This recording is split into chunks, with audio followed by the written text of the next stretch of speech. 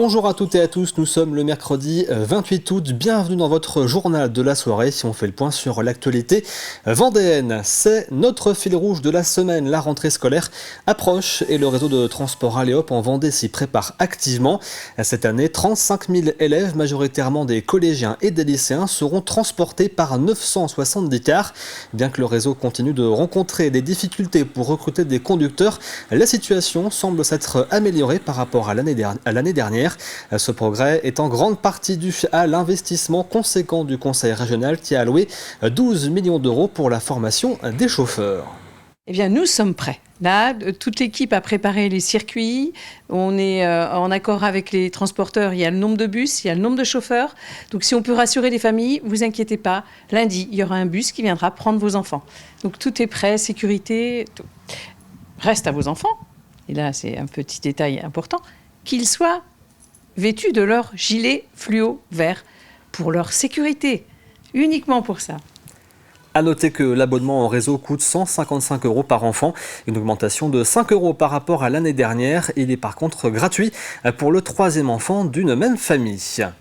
Après le passage de la flamme paralympique en Vendée dimanche dernier, c'est ce soir que va se dérouler la cérémonie d'ouverture des Jeux paralympiques de Paris. Et ils seront 6 athlètes vendéens à y participer avec de vraies chances de médailles. Alors qui sont-ils et quand pourrons-nous les suivre? Toutes les réponses avec vous, Alexandre Lenaour. Et oui, vous l'avez dit Simon, ils sont 6 vendéens parmi les 237 para-athlètes français. Et les choses sérieuses, elles commencent dès demain, jeudi 29 août, direction l'Arena Champ de Mars pour le début du tournoi de rugby fauteuil. C'est là-bas que l'on retrouvera le Vendéen Jordan Ducret. À 28 ans, le Dompierrois participe à ses deuxièmes Jeux et entend bien emmener l'équipe de France le plus loin possible. Premier des 3 matchs de poule, ce sera ce jeudi à 17h30 et puis on l'espère ensuite une demi ou bien même une finale à partir de dimanche. Une autre discipline, cette fois en fauteuil et qui concerne 2 Vendéens, c'est à suivre du côté de Roland Garros. En tennis fauteuil, le premier entré en lice est Gaëtan Mingui. En simple, le licencié de 41 ans du tennis club Brié-Océan est programmé ce vendredi 30 août sur le cours Suzanne Langlaine. L'objectif pour lui sur ses deuxièmes Jeux, faire mieux qu'à Tokyo. Il y a 3 ans, il avait été sorti dès le premier tour et à noter que Mingui sera également aligné en double avec Guillaume Laget. Et puis l'autre Vendéen de Saint-Hilaire-d'Orier dans ce tournoi, c'est bien évidemment Stéphane Houdet. À 53 ans, le numéro 1 français dispute ses 5e Jeux et visera lui en double un triplé historique puisqu'il avait remporté l'or en 2016 et en 2021. Une mission conduite aux côtés de Fred Cateneo qui débutera samedi 31 août et puis on le verra aussi bien sûr en tournoi en simple. Alors on a parlé du rugby fauteuil, du tennis fauteuil, mais ce n'est pas tout. Alexandre, il y aura également du paratriathlon. Avec là aussi un double rendez-vous. Le premier, ce sera dimanche 1er septembre pour le premier jour des épreuves de paratriathlon. Il faudra garder un œil sur une certaine Gladys Lemoussu dans sa catégorie des PTS 5. Après le bronze glané à Rio en 2016 et une 6e place à Tokyo, la licenciée du Saint-Jean-de-Mont-Vendée Triathlon aura à cœur de briller pour sa 3e Olympiade. Elle qui a 35 ans pourrait revenir sur le podium et imiter peut-être un certain Léo Bergère qui avait décroché le bronze fin juillet dernier en triathlon. Et puis toujours en paratriathlon dès le lendemain, lundi 2 septembre, c'est au tour de Thibaut Rigaudot de s'élancer en compagnie de son guide Cyril Viennot. Départ à 10h pour sa catégorie des PTVI 3, c'est la catégorie des déficients visuels. Le Lyonnais de 33 ans est en train de monter sur le podium, lui qui avait échoué à la 4e place à Tokyo pour ses premiers Jeux paralympiques.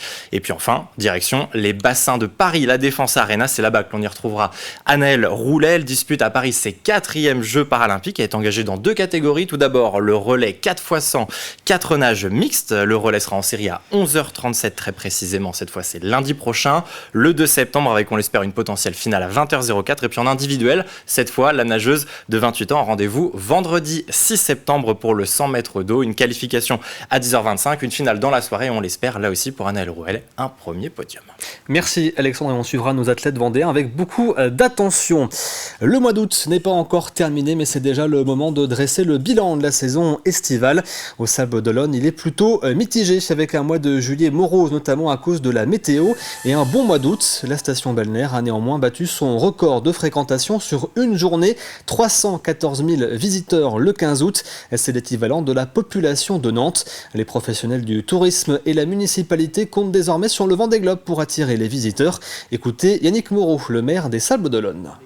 Une baisse de fréquentation en juillet, mais une augmentation au mois d'août qui globalement, je pense avec l'arrivée du Vendée Globe qui va prolonger la saison, fera de l'année 2024 une année pas si mauvaise que ça. Donc voilà, on croise les doigts pour que le soleil s'installe durablement jusqu'au 10 novembre, jusqu'au jour du départ du Vendée Globe, pour avoir une saison satisfaisante au Sables d'Olonne. On n'a pas eu de gros problèmes de sécurité, malgré l'absence des renforts de CRS. On n'a pas eu d'incendie. Et donc finalement, c'est un été qui a été plutôt serein au Sables d'Olonne, avec un bon mois d'août et un mauvais mois de juillet.